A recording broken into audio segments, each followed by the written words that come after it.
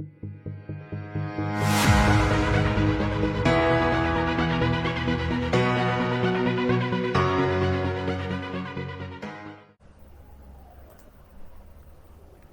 gracias, amigos de Hidroyacu. ¿Me confirman, por favor, si pueden escucharme bien?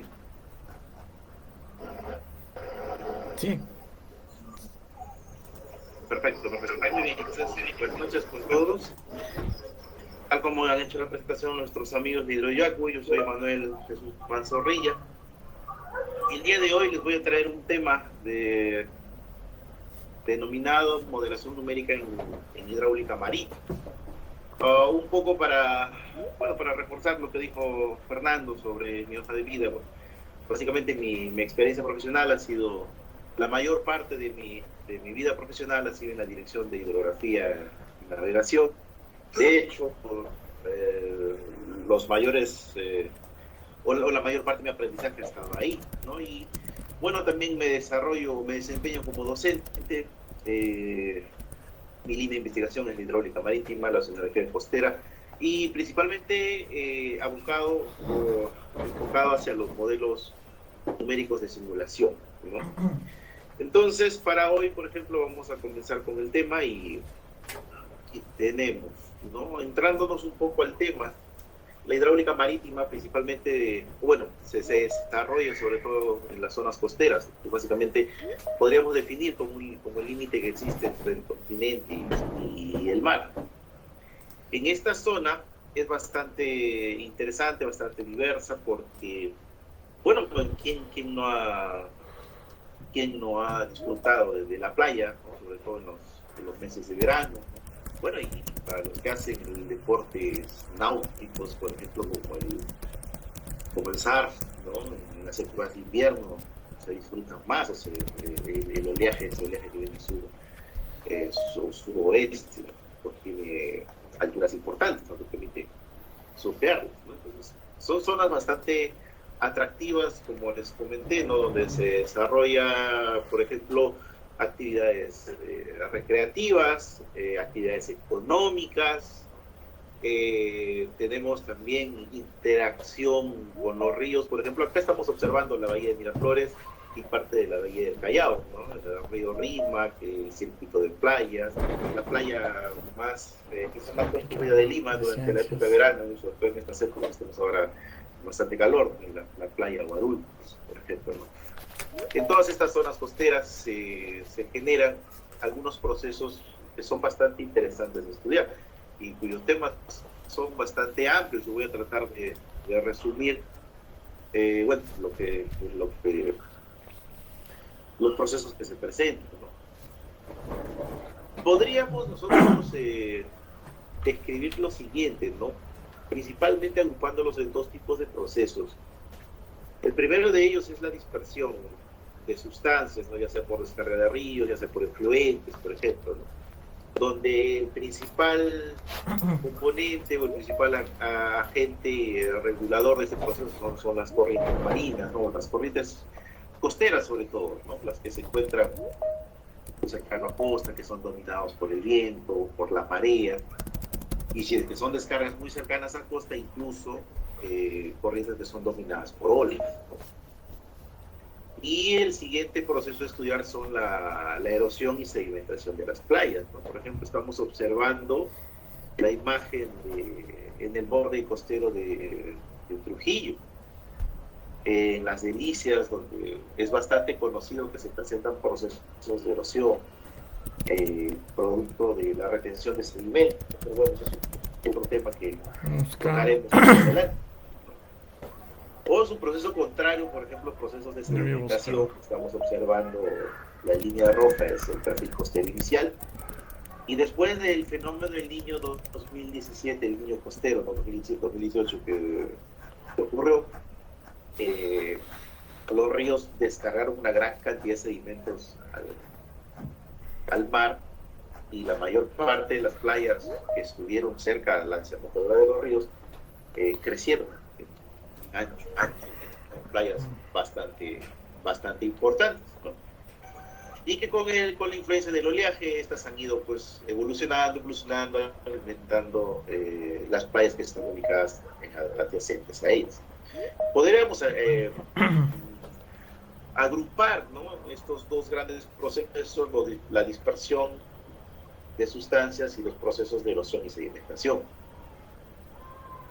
¿No? Lo que podemos observar acá, por ejemplo, es los procesos de dispersión de sustancias cuando se vierten, ¿no?, y las variaciones del perfil de costa, producto de acción tanto natural como acción antropogénica, ¿no? Por ejemplo, observamos en las imágenes de la derecha cómo cambia el perfil costero en el litoral norte del Perú, ¿no? Por ejemplo, acá hay un río, una quebrada que se activa por un fenómeno del Niño, con una gran cantidad de sedimentos, y esta comienza a transportarse de la zona norte.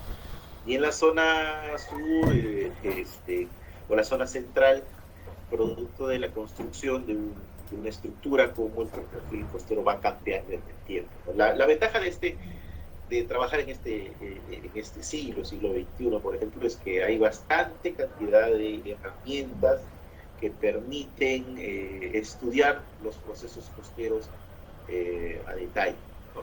Y lo que podemos observar en las imágenes de la izquierda, por ejemplo, son procesos de dispersión, porque son dominados por las corrientes, en este caso, ¿no?, que son utilizados mucho en los estudios de impacto ambiental para poder determinar la influencia del tipo de descarga, ¿no?, ya existente o una futura descarga, ¿no?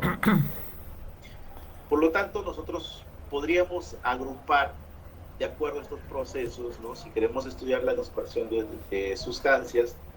Nuestro objetivo en la modelación va a ser determinar una pluma de dispersión, una pluma hacia dónde se dirige, con cuánta concentración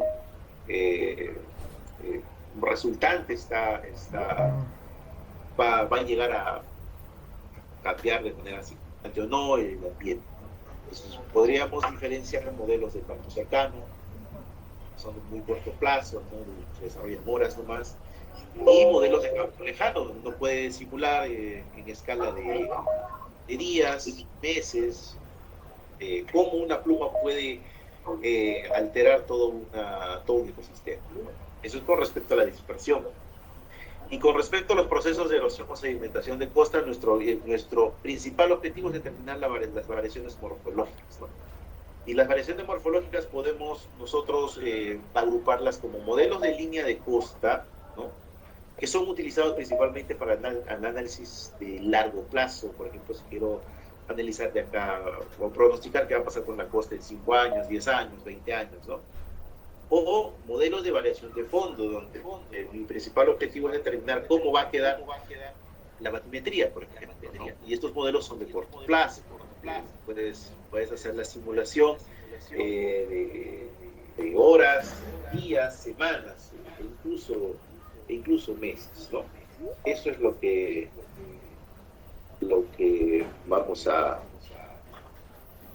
podríamos nosotros agrupar estos dos grandes procesos, ¿no? Y para esto nosotros utilizamos, en nuestra experiencia, los software de simulación numérica, ¿no?, modelos numéricos, ya sea de código comercial o modelos de código fuente, dependiendo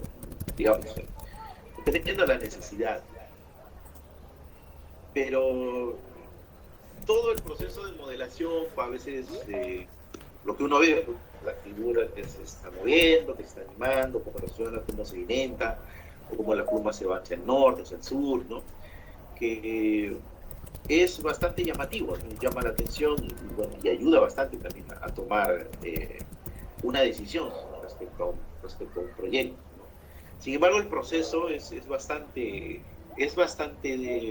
quizás por decirlo largo, que parte de lo principal, ¿no? Lo principal, el efecto o lo que sustenta a un modelo, un software de simulación, por más modelo súper desarrollado que uno puede utilizar, la recolección de datos la sustenta. Mientras yo tenga una mayor cantidad de datos, una muy buena calidad de datos tomados, yo voy a poder elaborar modelos base, ¿no?, modelos conceptuales, puedo realizar calibraciones buenas y así reducir o aumentar el grado de certeza que tiene el modelo para poder estudiar el proceso que quiero representar, ¿no? Ese es el punto de partida, ¿no? Los datos, hay que tomar datos, tomamos datos ya sean actuales o también datos históricos, ¿no? A partir de eso publica se elabora como base las grillas, las condiciones de borde, condiciones de frontera, ¿no? Todo ya lo inherente al modelo. La calibración, punto importante, porque tenemos que llegar se tiene que lograr que el modelo represente en un porcentaje bastante importante lo que hemos observado. Ahora, este porcentaje va a depender del tipo de simulación que uno hace, ¿no? Hay simulaciones que son, digamos, más fáciles de calibrar. Por ejemplo, si voy a modelar, digo fácil entre comillas, ¿no? Pero o sea, son un poco más rápidas de calibrar. Por ejemplo, si es que uso si quiero modelar, por ejemplo, la propagación de marea, ¿no? O validar niveles del mar, o en cambio, si es que quiero validar de forma morfológica, por ejemplo, puede tomar un poco más de tiempo, ¿no? Los modelos se caracterizan por tener varios coeficientes que uno tiene que estar viendo, ajustando para que se pueda adaptar a una realidad, ¿no? Y a partir de ello nosotros podemos hacer ya la validación de los resultados. Todo esto nos lleva a un modelo realista, por así decirlo, porque el modelo real existe. Los modelos se caracterizan por ser simplificaciones de una realidad, ¿no? Muchas veces las ecuaciones que resuelven los modelos están parametrizadas, ¿no? Y tratan de simplificar una realidad que es mucho más compleja, ¿no? Pero el proceso base, digamos, lo podemos describir de esta forma. Punto de partida con recolección de datos. Eso es punto de partida para tener nuestro modelo. Bueno, y los modelos se caracterizan por resolver este tipo de ecuaciones, ¿no? Este tipo de ecuaciones se caracterizan las ecuaciones de Navier-Stokes, las ecuaciones de cantidad de movimiento, por ejemplo. Son ecuaciones en derivadas parciales para flujo, en este caso, cuando estamos en agua, flujo incompresible y de características no permanentes, que presentan fenómenos de turbulencia. Bueno, estas ecuaciones, hace mucho tiempo, por ejemplo, el siglo XX, era quizá un poco inconcebible resolverlas, ¿no? De hecho, Richardson en el año 1922 trató de resolver las ecuaciones para poder hacer un pronóstico del clima, un pronóstico meteorológico. Falló, definitivamente falló en la resolución del pronóstico, pero lo importante no es eso, ¿no? Sino que lo importante es que se hizo el primer intento de poder resolver estas ecuaciones. Y él se imaginó que para poder resolver estas ecuaciones se necesitaría un anfiteatro así como el que se está viendo en la figura, donde haya muchas personas que estén calculando, haciendo cálculos y cálculos, de tal manera que intercambien información entre una y otra, ¿no? Esto nosotros ahora lo conocemos como la computadora, que ha evolucionado a través del tiempo. Si ustedes, por ejemplo, en los años 70, 80, los computadores eran muy grandes, eran salas de cómputo muy grandes y a pesar de eso las computadoras tienen capacidad limitada de cálculo y en almacenamiento, ¿no?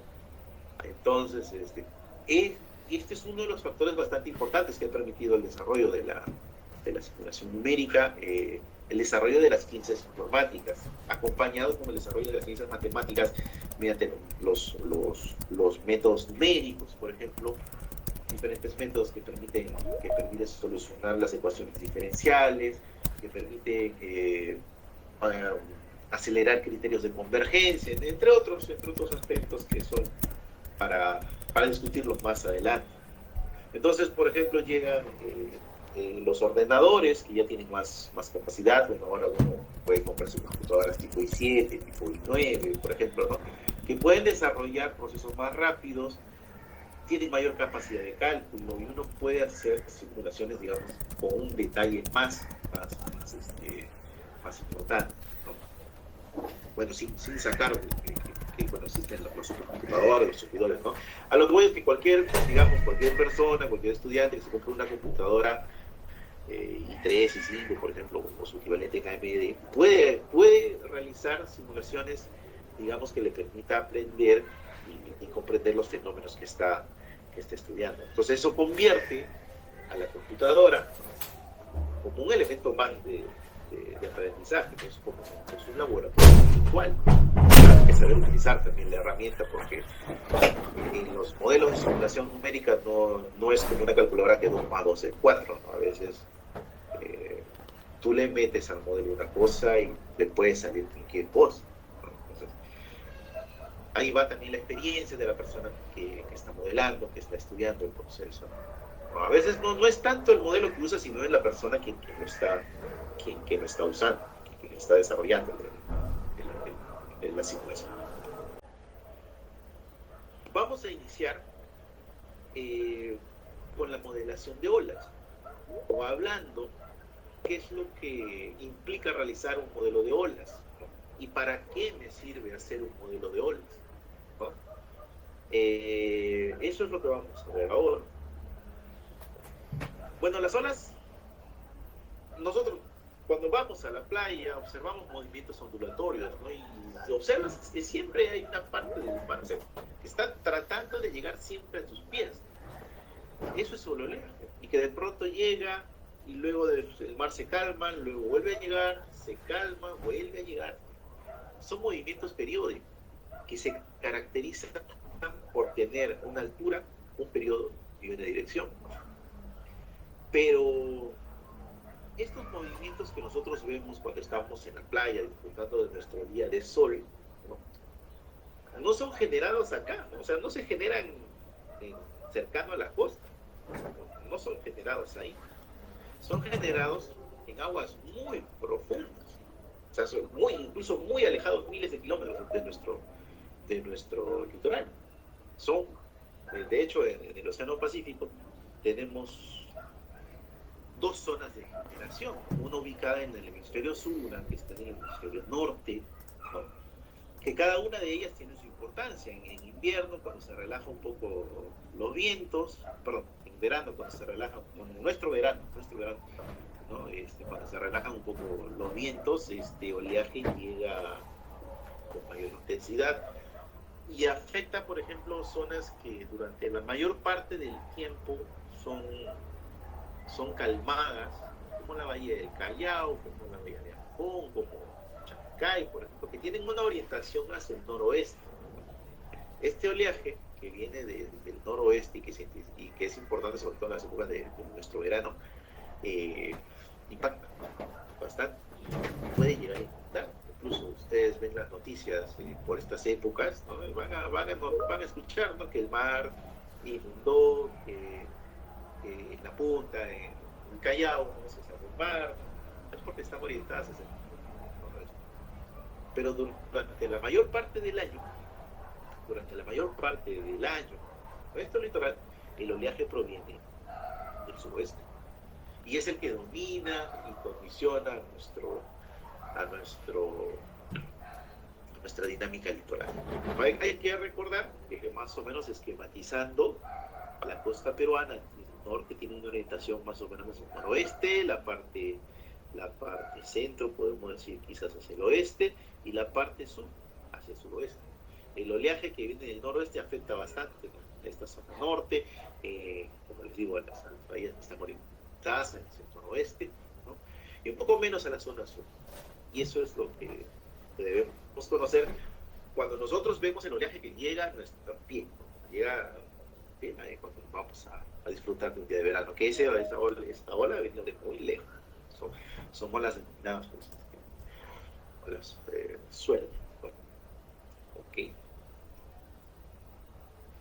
Y bueno, algunos estudios que hemos realizado, por ejemplo, en la universidad, en San Marcos, estudiando bases de datos globales, en este caso tomando en función a los datos de NOAA, para diferentes puntos frente a nuestro litoral, podemos observar lo que se acaba de comentar, ¿no? Es esta componente importante que viene del sur, suroeste, que ataca nuestro litoral. Y que algunas componentes, en menor medida, pero existen, que vienen del noroeste. Y estas componentes, como por ejemplo, su periodo medio, más o menos por experiencia, analizando datos, el periodo medio que se presenta de las componentes sur, suroeste, estamos hablando en el orden de los 14 segundos, ¿no?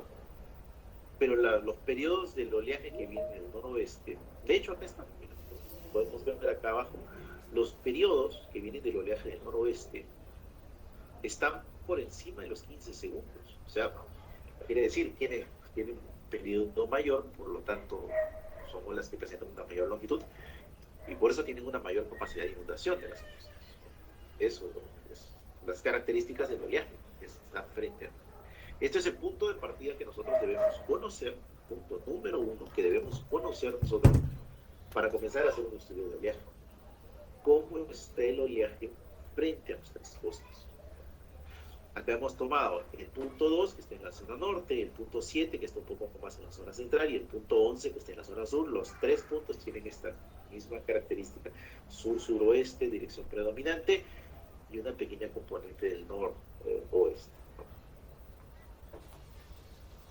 Y este oleaje, cuando viene de muy aguas afuera o aguas profundas, cuando se va propagando hacia la zona de costa, hacia la zona más poco profunda, sufren algunos procesos, ¿no?, que son conocidos como los procesos de refracción, como los procesos de asomeramiento, que principalmente estos procesos traen como consecuencia que la ola haga lo siguiente: pierde altura, o sea, se reduce la altura, ¿no?, y cambia de dirección, ¿ya? Principalmente, esos son los procesos que transforman la refracción, básicamente un cambio de dirección; el asomeramiento, básicamente un cambio de altura. Es decir, un oleaje, si no existieran estos procesos de refracción, por cambio por antimetría, por asomeramiento, este oleaje debería venir de frente, debería ir de frente e impactar, ¿no? Pero lo que trata de hacer el oleaje siempre es llegar lo más perpendicular hacia la zona de costa, lo más perpendicular. No llega del todo perpendicular, pero trata de hacerse lo más perpendicular. Y eso es básicamente por estos procesos que desarrollan.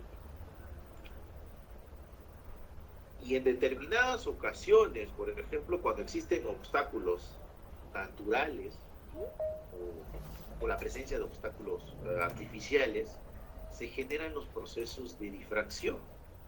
La difracción también cambia la dirección y la altura, es un proceso de atenuación bastante importante del oleaje, ¿no? O sea, el tren de olas viene libremente, cuando encuentra el obstáculo comienza a difractarse, comienza a perder altura y cambio de dirección bastante importante. ¿Cuál es lo característico? Si ustedes ven acá la forma del obstáculo, miren la forma de la costa. Miren, justo en la zona donde parece estar protegida por el obstáculo, la costa está más alta, ¿no? ¿Hay relación? Sí hay relación, lo vamos a ver. ¿Hay relación? Sí tiene. ¿Okay? Esos son los procesos de difracción. Reducen drásticamente la altura del oleaje y también su dirección la cambian drásticamente. Son procesos bastante importantes que nosotros debemos tener en consideración al momento de modelar la propagación del oleaje en la zona de costa. El proceso de modelación básicamente lo puedo resumir de esta forma, ¿no? Lo primero que tenemos que hacer para modelar las olas, debemos contar con base de datos de análisis, es decir, características del oleaje en aguas profundas, ¿ya? ¿Cómo está ese oleaje en altura, en dirección y periodo? ¿Con cuánto porcentaje del noroeste, del suroeste, del oeste? ¿Con cuánto altura y con cuánto periodo? En esta época tenemos disponible otra herramienta bastante interesante, que son los datos de satélite. Los satélites también permite calcular o registrar oleaje. Entonces, el análisis numérico que ha sido calculado con modelos se apoya en las olas que son obtenidas o derivadas a partir de satélite para llevar a cabo un proceso de calibración en aguas profundas. Entonces se comparan ambas bases de datos, se calibra, se sacan coeficientes de calibración, de tal manera que me da ya una base de datos bastante importante y confiable para yo poder estudiar el proceso que tenga que estudiar en las costeras, ya sea de clima marítimo, ya sea de transporte de sedimentos, ya sea de inundación, por ejemplo, de la costa producto del oleaje. Y a partir de ello viene la selección de los casos de propagación, si es que no cuentas con una computadora bastante importante. Existen métodos para modelar oleaje, donde no es necesario modelar toda la cantidad de datos, los quizás 100.000 datos que pueden existir. Esos 100.000 se pueden reducir a un grupo pequeño, por ejemplo, de 100 casos, 500 casos, ¿no? Que ahorran un coste computacional de manera eso ya lo vamos a ver más adelante, ¿no? Una vez más, los datos, es importante recolectar datos actuales, históricos, ¿no? Para permitir una validación o calibración también del modelo cuando es propagado hacia aguas costeras, y a partir de ahí podemos obtener el clima marítimo, cómo está el oleaje en aguas costeras y en el punto donde uno quiere realizar una obra, por ejemplo. Estos son los datos que les estaba hablando. En este caso estamos mostrando los datos de ERA5, por ejemplo, es una base de datos también europea bastante importante. La ventaja está que ERA5, al igual que otra base de datos, también Ciro, que estaba siendo bastante utilizada, tiene datos desde 79 hasta la fecha, ¿no? Hasta el 2022, 2023 incluso. ERA5 incluso tiene datos desde 1959, tal como lo estaba indicando acá, ¿no? Por ejemplo, si uno quiere estudiar, bueno, son datos calculados, no son medidos, obviamente, ¿no? Pero sirve, o sea, tú lo puedes calibrar con datos de satélite, puedes obtener bases de datos bastante extensas y tú puedes analizar la historia, qué es lo que pasó, cuáles son los años en los que ha habido mayor dinámica de oleaje, qué años ha habido una menor dinámica de oleaje, ¿no? Y sacar cosas interesantes, pero de retorno, análisis extremo y todo lo que pueda concebir el desarrollo de tu proyecto. Los satélites, como les mencioné, otra fuente de información bastante importante, o fuente de datos bastante importante, ¿no? En el estudio. Uno selecciona.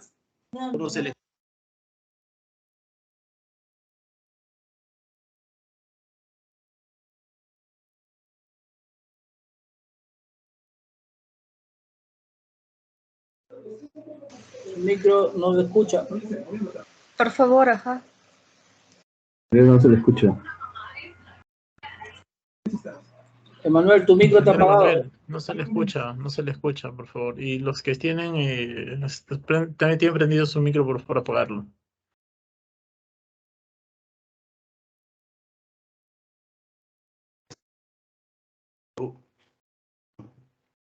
Ahora sí me escuchan. Ahora sí, se escucha. ¿Sí? Ya. Disculpen, ¿no? Y yo había consultado si es que me estaban escuchando, me indicaron que sí. Ya. Ok, entonces cuando trabajamos nosotros en la base de satélite, ¿no? Tenemos que definir un punto objetivo. Un punto objetivo se define y a partir de ahí generamos una serie temporal de altura, de periodo también, que se hace el análisis, por ejemplo, en este punto frente a la costa central de Perú, ¿no? Estamos observando el satélite, cuando aún el satélite y el modelo en aguas profundas, cuando no está calibrado, y el modelo y satélite con calibración. Eso. Se calibra, se sacan los coeficientes de calibración y ya tenemos la base de datos armada, ¿no? Tenemos la base de datos armada que nos permite hacer la representación hacia la costa. Entonces, una vez que tenemos los datos armados, ¿qué sucede? ¿No? Analizamos altura, dirección y periodo. Tenemos una cantidad de datos bastante importante, imagínense, desde 1979 hasta el 2022. Datos cada 3 horas, si es que es el caso de los datos de la NOAA. En el caso de ERA 5 y CIRO, son datos cada hora, por ejemplo, ¿no? Y tenemos este formato en año, mes, día, hora, altura, dirección, periodo, dependiendo de lo que vayamos a analizar, si es dirección pico, dirección media, ¿no? O periodo pico, periodo medio.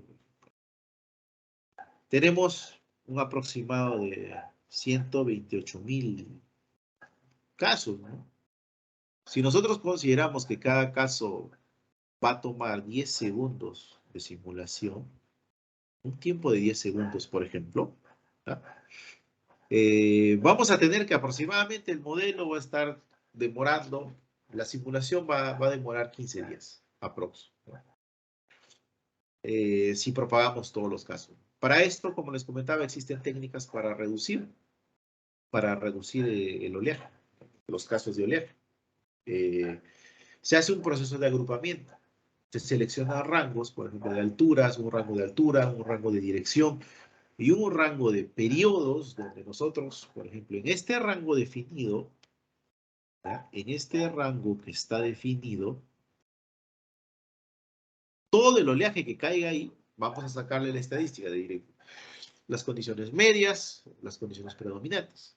De tal manera que se reduce los casos a estudiar, ¿no? De toda la gran nube que hemos tenido del dato original, podemos obtener ahora un número reducido de casos. Por ejemplo, este punto es el caso más recurrente, es el caso más que tiene una mayor frecuencia al año, ¿no? Y que uno lo puede clasificar, ¿no? Direcciones que vienen del sur-suroeste, perdón, con una altura significante de 246, con una dirección de 206 aproximadamente, un periodo en el orden de los 13, casi 14 segundos, y que este oleaje ocurre en promedio unos 44 días al año. Y así arma todos los casos de propagación. Y que luego que con el modelo tenemos que propagar ya no los 128.000 casos, sino en este caso puede ser 150 casos, 600 casos. Eso es un número mucho más reducido que puede tomar en el orden de una hora de modelar, ¿no? En ese orden. Y la modelación de olas debemos de partir primero con la generación de las mallas, hay que interpolar la batimetría, hay que definir condiciones iniciales, condiciones de frontera, realizar la modelación, validar los resultados y obtener las características de oleaje, ¿no? Estos modelos, por ejemplo, uno de los modelos bastante conocidos que es el SWAN, resuelve la ecuación de balance de energía, ¿no? Ahí es importante mencionar, ¿no? O hacer la diferencia. En los modelos de olas no resuelven las ecuaciones primitivas de Navier-Stokes, ¿no? Que pueden, que son características, por ejemplo, de los modelos hidrodinámicos, ¿no? Como, del flow, ¿no? O, por ejemplo, el MAI 21, ¿no? Los modelos de olas resuelven la ecuación de balance de energía. A pesar que ambos, tanto las olas como las corrientes, tienen el mismo agente generador, ¿no? Que es el viento. Sin embargo, acá tenemos que hacer la salvedad que, por ejemplo, cualquier viento puede generar corriente, ¿no? Cualquier viento genera corriente, pero no cualquier viento genera olas, ¿no? Entonces, para que se genere una ola, tienen que ocurrir ciertas características. Tiene que haber una zona de generación, el viento tiene que estar soplando por determinado tiempo, ¿no? Por eso que se resuelve la ecuación de balance de energía, ¿no? Este balance de energía que es resuelto aplicando métodos numéricos. Estas ecuaciones no tienen solución analítica aún. Llegará el día que en algún momento tendrá solución analítica.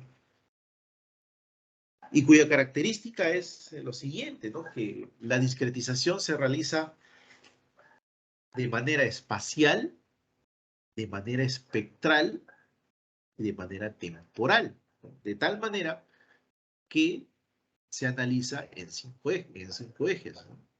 Dos espaciales, X, Y, dos espectrales que estamos hablando en términos de frecuencia, frecuencial y direccional, y temporal, ¿sí?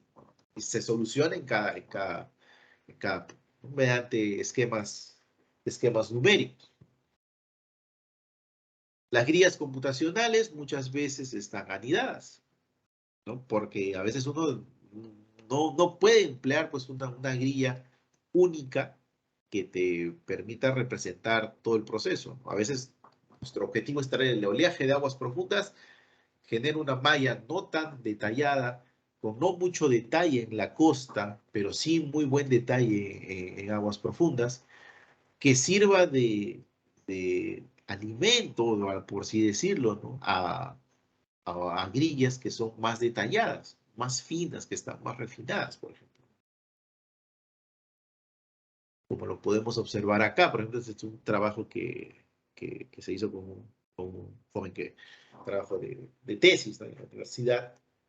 Se generan mallas que incluso son irregulares, que se da mayor detalle a la zona de interés, menor detalle a la zona donde no hay. Esto estamos observando. Vamos a observar el proceso de propagación de oleaje en el borde costero de Trujillo. ¿Cómo ingresan los datos? Hay que generar archivos con cada uno de los casos de modelación, hay que adaptar cada una de las condiciones de frontera y hay que decirle lo siguiente. Por acá va a ingresar un tipo de oleaje, por acá también. Usualmente, las mallas tienden a hacerse más grandes como para que los resultados de las fronteras, que los modelos suelen tener problemas en las fronteras, ¿no? Cuando hacen cálculos. Entonces, esos resultados no influencien a mi zona de estudio, por ejemplo, que puede estar en este punto, ¿no?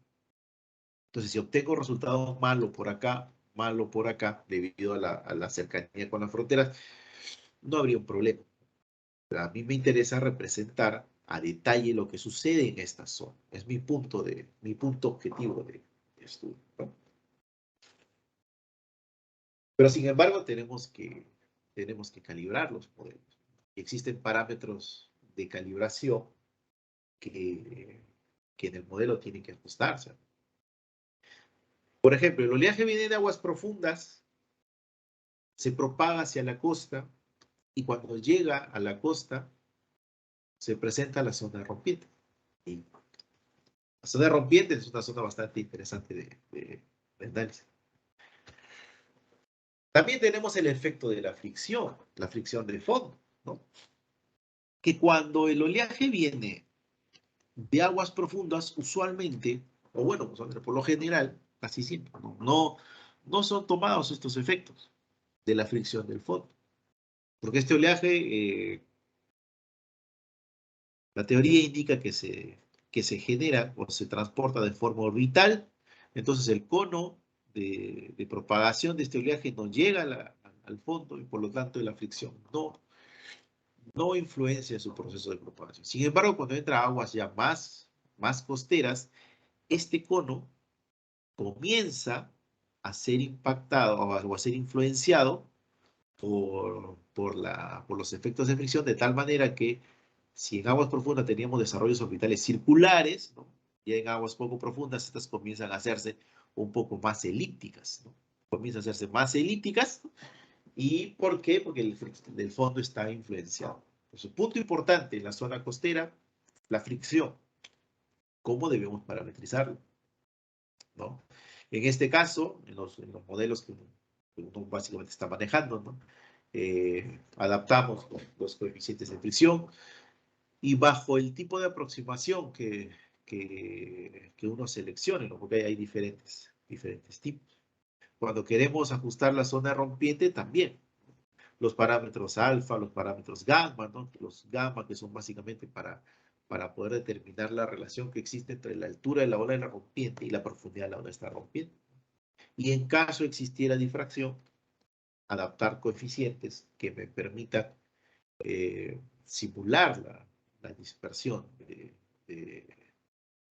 la difracción del oleaje. Hay modelos de olas que resuelven la difracción, hay modelos de olas que no lo resuelven, lo parametrizan, ¿no? Por ejemplo, modelos que resuelven la fase, como modelo RefDiff, por ejemplo, que está diseñado para poder resolver la difracción, o modelos que promedian la fase, ¿no? Como el SWAM, por ejemplo. Y tienen una y otra funcionalidad, ¿no? No existe, pues, el modelo perfecto, ¿no? Uno no puede decir, oye, tal modelo es mejor que otro. Como les digo, muchas veces depende de la experiencia del modelador y también, bueno, del fenómeno que voy a estudiar, ¿no? Si tú usas un modelo que no está preparado para poder representar el fenómeno que quieres estudiar, bueno, te va a dar malos resultados. ¿Ok? Entonces eso. Y por ejemplo, tenemos las direcciones. Una vez que ya se realiza la propagación, se obtiene el patrón de oleaje, cómo se va acercando hacia la costa, dónde son las zonas, por ejemplo, de menor dinámica, zonas de mayor dinámica de oleaje, ¿no? Y ya en puntos más específicos, por ejemplo, dónde es importante los efectos de refracción, dónde es más importante los efectos de difracción. Y esto es obtenido por cada caso de simulación que se está desarrollando. Esto, como les mencioné, es un trabajo de investigación que se hizo con un joven en la universidad, parte de la tesis. De la misma forma, la caracterización de las condiciones más, más extremas, ¿no? O sea, el oleaje que puede superar determinado umbral y que es el que puede generar inundación, que es el que genera, pues, mayores peligros en las zonas costeras. A partir de ahí, bueno, nosotros desarrollamos algunos programas, ¿no? Que nos permiten tanto generar los casos de simulación, generar las condiciones de borde, juntar todos los resultados y reconstruir las series de tiempo en cada uno de los puntos definidos. Usualmente usamos algunos lenguajes de programación, ¿no?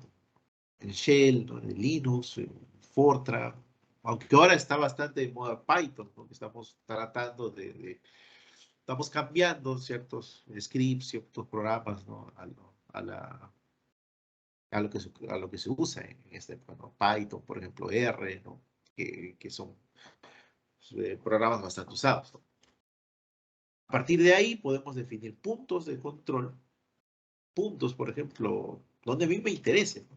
Al pie del muelle, en la zona de Huanchaco, donde nosotros mejor querramos, donde nos interese nuestro proyecto. Y vamos a obtener series temporales, ¿no? Por ejemplo, desde el 79 hasta el 2020, en diferentes puntos, cómo se aproxima el oleaje, ¿no? Cómo se aproxima el oleaje en esta costa que es prácticamente, tiene la misma orientación. El oleaje es principalmente suroeste, ¿no? El oleaje suroeste. A partir de ahí, analizado cada punto, yo puedo ya definir y, por ejemplo, alimentar a modelos más costeros para realizar morfodinámica, ¿no? Para poder modelar línea de costa, variación de fondo, por ejemplo, ¿no? ¿Y por qué yo necesito esta configuración del oleaje?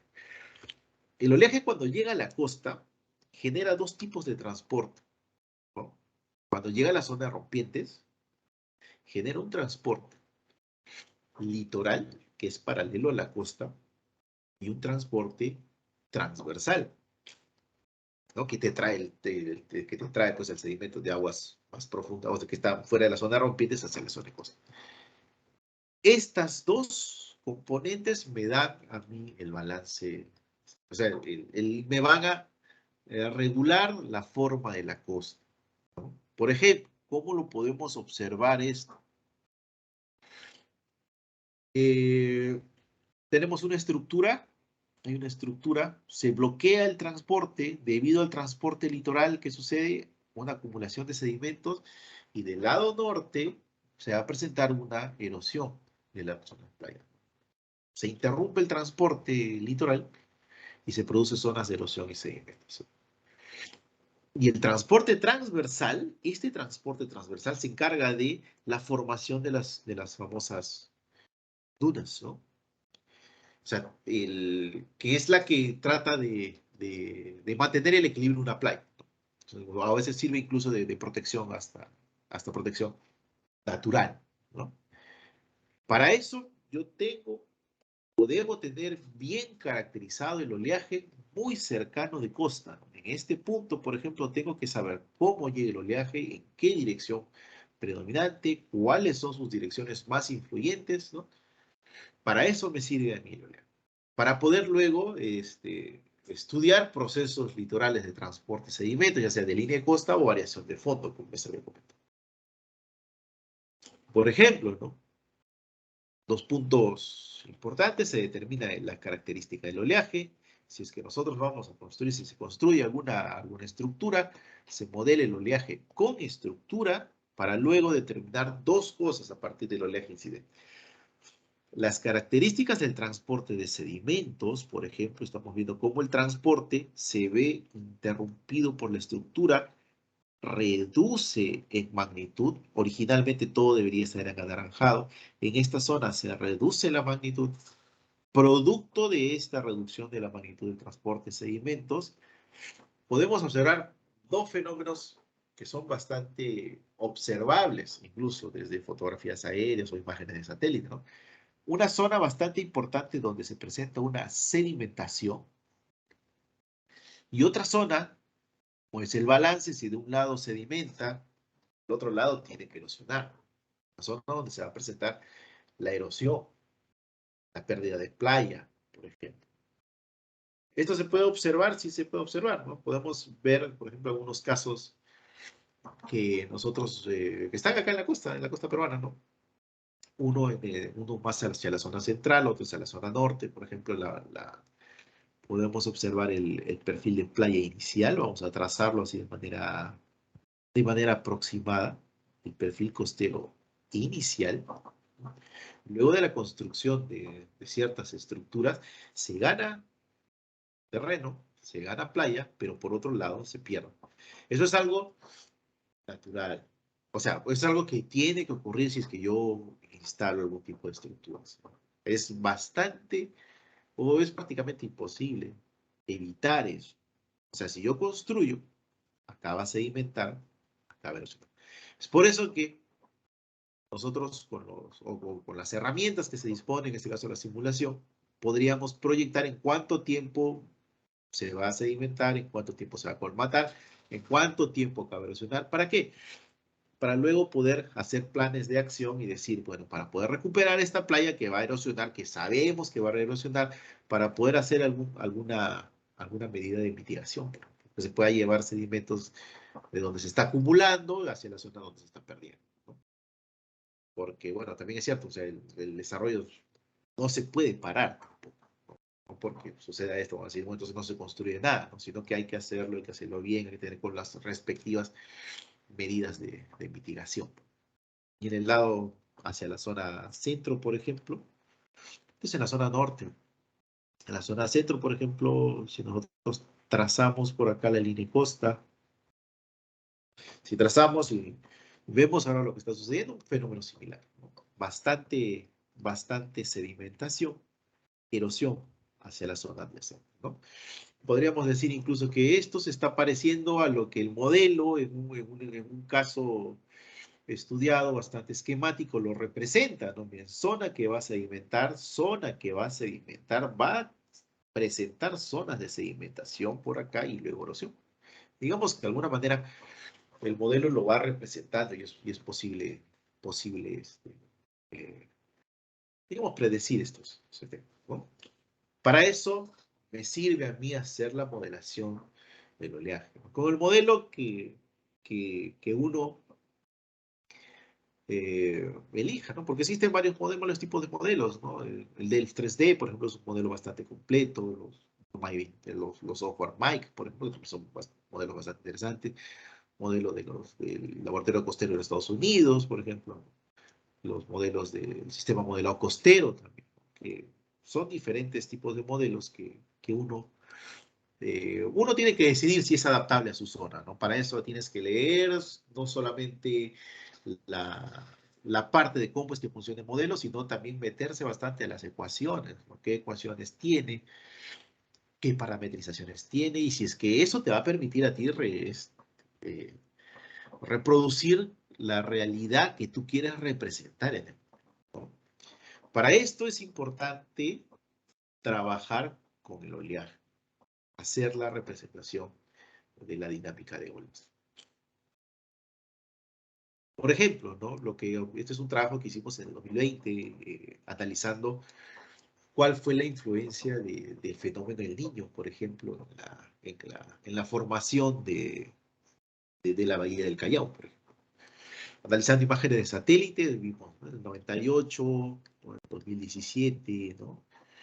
Cómo la formación de un gran delta frente al río frente a la desembocadura del río Arriba, que no solamente había ocurrido en 2017 con el Niño Costero, sino que ocurrió en el 98, ocurrió en el 82-83, ¿no? Y esto llevó a un estudio de análisis de este fenómeno, ¿no? Donde acá podemos observar, por ejemplo, la descarga del río justo en el año 2017, el fenómeno del Niño Costero. Hacia el 97, 98, otra fuerte descarga. Luego de la descarga viene una fuerte erosión, ¿no? Miren acá el 85, hay un patrón azul bastante importante, pero si nosotros hacemos una extrapolación hacia atrás, vemos rojo, azul, entonces acá está azul intenso, por lo tanto por acá debe haber habido una acumulación bastante importante, ¿no? Que justo coincide con la ocurrencia de fenómenos El Niño, ¿no? Y que luego las plumas de dispersión de sedimentos comienzan a seguir un patrón hacia el norte, ¿no? Entonces, que este domo comienza a transportarse y comienza a alimentar la bahía del Callao de playas y se va incrementando, ¿no? ¿Por qué se produce este transporte? Por la dinámica del oleaje. El oleaje llega, genera corrientes, estas corrientes son las que se encargan de transportar el sedimento hacia la zona norte y regular toda la configuración de la bahía del Callao, ¿no? Es importante por eso el conocimiento del oleaje. Y el segundo tema que quiero tocar está referido pues a la modelación de corrientes, ¿no? Ya vimos todo lo que es olas de manera así bastante rápida, ¿no? A veces el tiempo no da como para... O el tema es tan extenso que en un corto tiempo no se puede tocar todo, ¿no? Quizás hay algunos temas o algunos puntos que faltan tocar, ¿no? Lo podemos ver más adelante. Y la modelación de corrientes, punto importante, que también bastante similar, ¿no? Ahora, en este caso, sí se resuelven las ecuaciones de Navier-Stokes, las ecuaciones primitivas, ¿no? Ya sea bajo la aproximación que use cada modelo, coordenadas sigma, coordenadas z, coordenadas o la integradas en la vertical, por ejemplo. Y el proceso es bastante similar. Siempre partiendo por los datos, importantes. Los datos, generaciones de malla, batimetrías, hay que definir siempre las condiciones iniciales, las condiciones de borde, la calibración y validación. Un modelo que no está calibrado o validado no es una buena herramienta de trabajo, ¿no? Y luego se determinan los patrones hidrodinámicos que me permiten luego estudiar procesos de dispersión, como les había mencionado, ¿no? Por ejemplo, un caso de estudio que hicimos en la bahía de Callao, por ejemplo, hacia la zona norte de la bahía de Callao, ¿no? Los datos que se utilizan, el modelo en este caso, como les había mencionado, cuando quiero estudiar corrientes que ya están fuera de la zona de rompientes, quienes regulan su proceso son los vientos y las mareas, Entonces, yo debo conocer el viento y debo conocer las mareas en el proceso de simulación. Los vientos los puedo obtener de estaciones cercanas a la costa que me pueden ayudar a calibrar modelos atmosféricos que tengan la componente del viento, ¿no? Muy cercano a la parte en contacto con el mar. Yo lo puedo calibrar y utilizar los modelos. La ventaja es que con esa distribución de modelos yo puedo obtener una distribución espacial del viento. Bueno, digamos, algunas técnicas de simulación que se utilizan en este tipo de modelación, ¿no? Y las mareas que me van a permitir representar el nivel del mar, ¿no? O la variación del nivel del mar, ¿no? Lo que sube y lo que baja, por ejemplo. Las mallas, ¿no? En este caso, cuando se modela corrientes es bastante característico la utilización de mallas curvilíneas, ¿no? Pero sin embargo, a pesar de ser curvilíneas, siempre debe mantener un grado de ortogonalidad. Pues las ecuaciones están diseñadas para poder resolverse en mallas que tienen cierto grado de ortogonalidad, si no, no salen de su rango de validez, ¿no? Entonces, se definen zonas donde es muy detallada, por ejemplo, la malla, donde la malla es muy fina, zonas donde no me importa que son muy gruesas, ¿no? Por tanto, también hay estudios son. Sin embargo, igual, ¿no? Lo que ocurre acá está dominado por lo que ocurre a sus alrededores, ¿no? Y estamos observando en la imagen de la derecha una salida propiamente del modelo en formato, pues, de captura de pantalla, pues, del modelo propio, ¿no? Tenemos que definir, por ejemplo, en nuestra grilla de cálculo, tenemos que definir condiciones de frontera, ya sean mareas, ya sea Newman, ya sea eh, componentes armónicos o, ¿no? O cualquier otro tipo de condición de borde se tiene que definir para poder representar lo que va a ocurrir en mi zona de interés, ¿no? Esto me va a permitir a mí representar la dinámica de la circulación.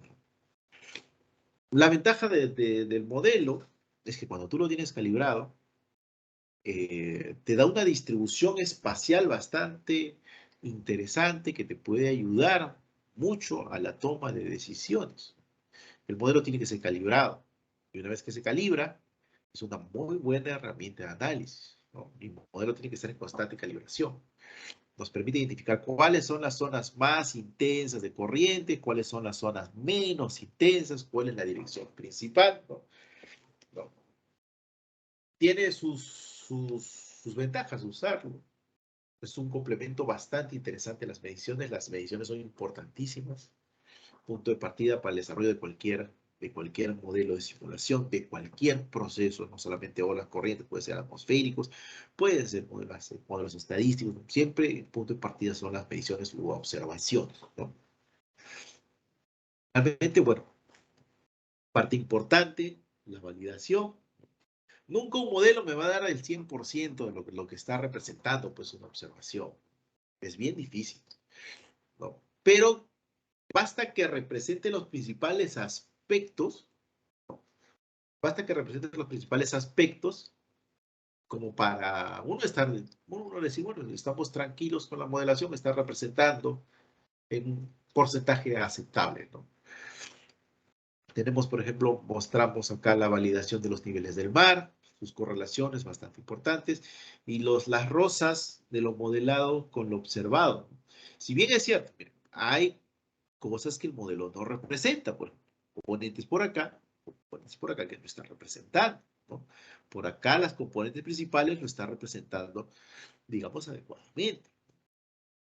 No vamos a llegar, o sea, aquel que te presenta que el modelo y observado y modelado está pues ahí al 100%, eso, como les digo, duden de eso siempre, hay que dudar de eso. Los modelos son simplificaciones y muy difícilmente te va a dar una representación exacta, ¿no? De lo que has observado, ¿no? Y las capas de fondo, por ejemplo, también, ¿no? Está indicando el modelo que hay que hay un transporte principalmente en dirección contraria en la superficie, lo cual es coherente con lo observado, ¿no? ¿Hay debilidades del modelo? Sí, por ejemplo, estas componentes que no las está representando, y no las representa por diferentes motivos, ¿no? Porque a veces tú puedes tener un equipo, un ADCP, por ejemplo, que está midiendo datos cada minuto, cada 10 minutos, y a veces tus forzantes no están a la misma, al mismo, a la misma frecuencia de medición. O sea, los vientos te dan cada hora, como si son de modelos, por ejemplo, cada 3 horas, ¿no? Entonces no logra representar todas las fluctuaciones, pero sin embargo, en términos generales, los aspectos principales son representados en la modelación, ¿no? Tenemos que calibrar los modelos también, sí, coeficientes, sí, los coeficientes se tienen que... ¿Qué coeficientes? La gran pregunta cuando uno modela, ¿y ahora qué calibro? ¿Qué muevo? ¿No? Para eso debemos tener en consideración cuáles son los agentes reguladores del fenómeno que vamos a modelar. Tenemos en cuenta corte transversal, el viento que genera las corrientes. Este viento va a generar un esfuerzo de corte. Este esfuerzo de corte es el que se encarga de mover el agua. Tenemos que identificarlo. Y según la teoría bueno, que esto ha sido tomada de la aerodinámica, ¿no? Los esfuerzos están en función de un coeficiente de arrastre y de la velocidad elevado al cuadrado, ¿no? Entonces debemos tener en cuenta lo siguiente, los coeficientes, ¿no? Estos coeficientes de calibración del esfuerzo de viento y sus velocidades, por ejemplo. Entonces uno tiene que estar ahí, a ver, vamos a ver qué coeficiente es el que me permite hacer una mejor representación. Estos coeficientes muchas veces son determinados en laboratorio, pero cuando uno va a la realidad a veces no funciona. Entonces tiene que estar cambiando, ¿no? para que pueda representarse. Otro factor importante, la fricción de fondo. Una vez más, al igual que las olas. ¿Por qué? Porque cuando una esquematización del desarrollo del flujo de forma tridimensional es que en la parte superior existen las mayores velocidades y en la parte inferior menos velocidad debido a la fricción. Entonces tenemos que adecuar, ¿no? Seleccionar la fórmula de fricción, Manning, por ejemplo, Chessy, por ejemplo, Culebrook, ¿no? Y los valores característicos, o si es que queremos darle una distribución, ¿no? Espacial de los valores de Manning. Estas combinaciones te permiten a ti hacer la representación del proceso que se va a estudiar, ¿no? Y bueno, creo que eso sí, eso es básicamente lo que tengo para hoy. Como conclusión, les puedo decir que los modelos son herramientas bastante importantes en la toma de decisiones. Pero sin embargo, hay que tomarlas siempre con bastante cuidado. Punto importante, como les vuelvo a repetir, son las mediciones. Y muchas veces las mediciones pueden ser insuficientes, o los datos pueden ser insuficientes. Hay que tener siempre bastante cuidado cuando uno hace modelación. No porque tengas un modelo muy caro va a ser mejor un modelo de código libre, por ejemplo. Eso no es necesario. No es así. No solamente es el modelo, también es el modelador, también son los datos con los que cuentas, ¿no? Y el proceso que vas a estudiar. Finalmente, bueno, quiero agradecer a los organizadores, ¿no? Hidroyacu, por la invitación. Y quiero esta exposición dedicar principalmente a dos personas. A primero a mi hermano, ¿no? A Donny, que está en el cielo. Y bueno, y a mi maestro también, ¿no? A mi maestro, el ingeniero Gustavo Laos, que básicamente yo aprendí bastante durante mi estancia en la Dirección de Hidrografía e Navegación. Muy bien, amigos de Hidroyacu, eso es básicamente todo lo que tengo que por el día de hoy. Okay. Muchas gracias y estoy atento a las consultas de ser el caso. Gracias. Muchas gracias, ingeniero. Hay algunas preguntas que tienen los participantes. En el chat se puede ver, pero creo que hay una persona en específica que ha comentado bastante. Si es que pudiese esa persona comentar o hacer sus preguntas. ¿Me las podrías leer, por favor? Porque yo no puedo... Sí, ahí no sé si se encuentra todavía Javier Güembes, si es que podría hacer sus preguntas, pero acá hay unas preguntas, por ejemplo, de Carlos Alvarado. Pregunta, él dice, la playa de La Herradura antes tenía arena, ahora ¿por qué ya no tiene arena? Bueno, dice, ¿qué pasó? Mira, ese de la playa de la Herradura es un tema bastante interesante desde el punto de vista de investigación. O sea, no es nada interesante lo que ha pasado, que se ha quedado sin arena, obviamente. Pero hasta ahora todos son teorías, ¿no? La teoría más sonada es que, bueno, vino el alcalde, derrumbó un cerro, cayó el cerro, o bueno, los restos del cerro cayeron al mar, hubo un desvío del transporte de sedimentos y no entró el sedimento nunca más a la, a la playa. Sin embargo, algunas investigaciones que estábamos haciendo cuando yo era parte aún de la Dirección de Hidrografía,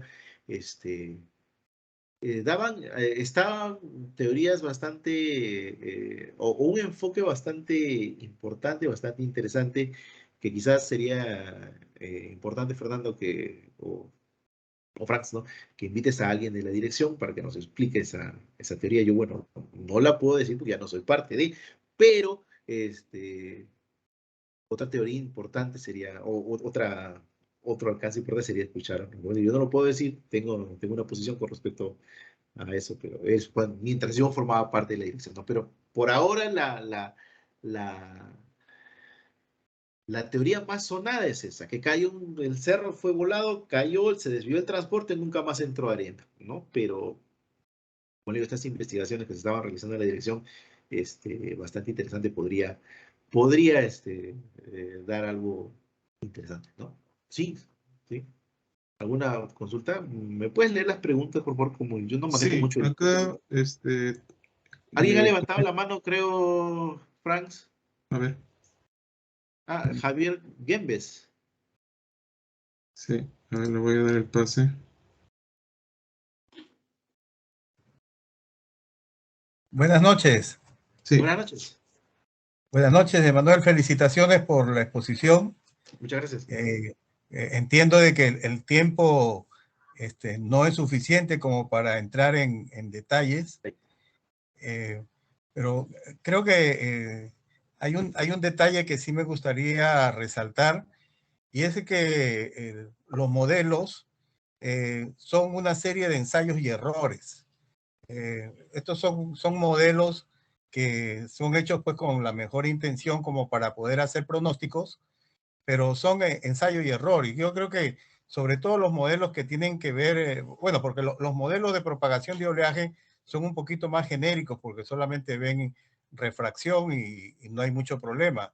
El tema es cuando se complica con difracciones o con reflexiones, porque ahí sí se necesitan unos modelos que son muchísimo más complejos, ¿no? Igualmente, para la parte de vertimientos en el mar, para hacer pronóstico de seguimiento de la pluma de dispersión, lo que haría falta sería conocer cuál es el patrón de flujo, y eso es algo que es sumamente difícil porque varía por muchas razones. Hay que hacerlo en la zona donde hay las corrientes marinas y haría falta muchísimas mediciones como para poder definir el patrón de flujo en un sector, ¿no? Pero bueno, y la parte costera que está afectada directamente por las corrientes generadas por el rompimiento del oleaje, es una zona mucho más compleja de definir.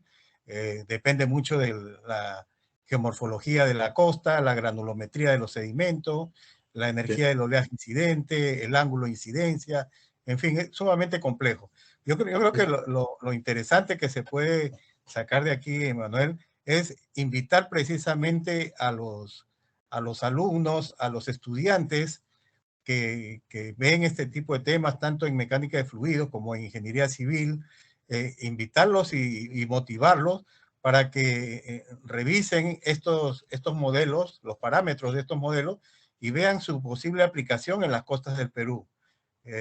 Por supuesto que todas las costas en el Perú son diferentes, la variación de marea es diferente en el norte que en el sur, la incidencia de las componentes del norte son más marcadas en el norte y solamente en verano. En fin, estos temas son muy interesantes. Yo creo que hay que incentivar un poquito, motivar un poquito a los estudiantes de nuestras universidades para que intervengan en esto, porque en estos temas costeros no hay nada estrictamente dicho, ¿no? Hay, como dice la teoría, cada metro de mar, de costa, perdón, en cualquier parte del mundo tiene su propia particularidad, ¿no? Sí, sí. Eso Sí, sería todo. Y sí, felicitaciones, Manuel. muchas gracias. Estoy de acuerdo con todo lo que mencionó. Básicamente los modelos son, eso no hay que estar bastante experimentando. Hay que conocer también de las ecuaciones, porque muchas veces eso te puede ayudar a reducir la cantidad de ensayo y error, ¿no? Y como dice, los modelos de oleaje cuando se combinan, por ejemplo, con agitación dentro del puerto, cuando ya los efectos pueden ser ya, incluso modelos no boussinesq, ¿no? O sea, es una variedad, una cantidad de conocimiento que es un poco difícil darlo en un corto tiempo, ¿no? Muchas gracias por sus palabras. Si alguien tuviera alguna consulta más, puede levantar la mano. Hay una consulta acá, ingeniero. A ver, le leo. Trevor nos comenta y nos dice, a partir de los nodos de aguas profundas donde se tiene la información de la altura significante, el periodo y la dirección, ¿cómo se hace la propagación hacia la zona de estudio, hacia la costa? Ya, ¿cómo se propaga desde aguas profundas hasta la costa? Entendí, ¿cierto? Nos dice que a partir de los nodos, bueno, creo que pregunta que cómo se puede obtener la altura, la dirección y el periodo en una zona de aguas profundas y esa propagarla hacia la costa.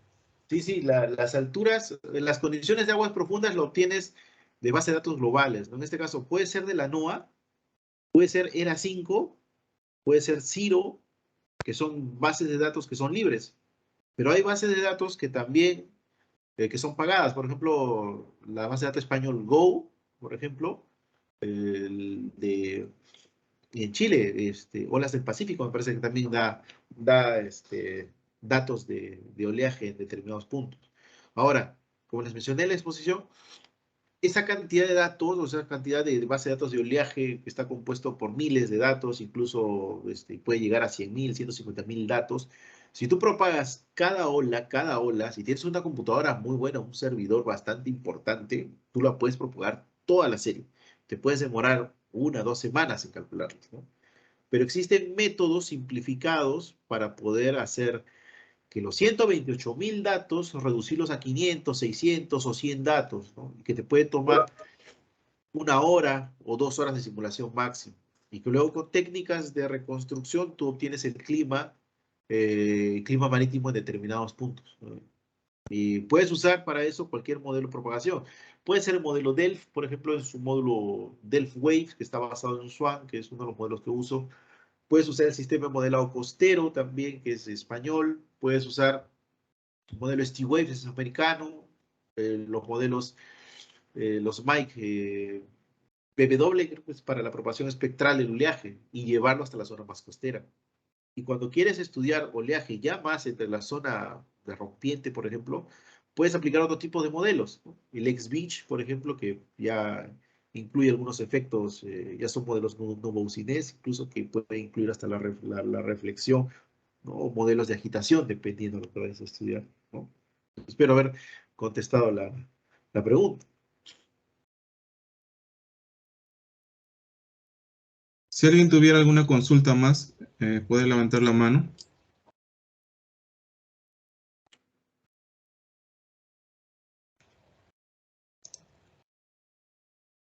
Bueno, parece que no. Ingeniero, le agradezco bastante por su exposición. A los presentes, si se podían quedar unos minutos más para realizar lo que se prometió, un sorteo para el curso que se va a brindar. Y se le agradece mucho bastante, ingeniero, por esta exposición que nos ha brindado.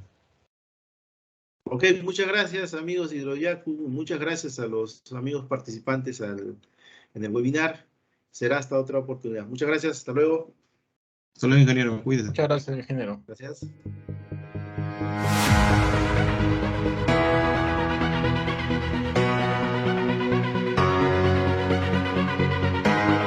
Drop it.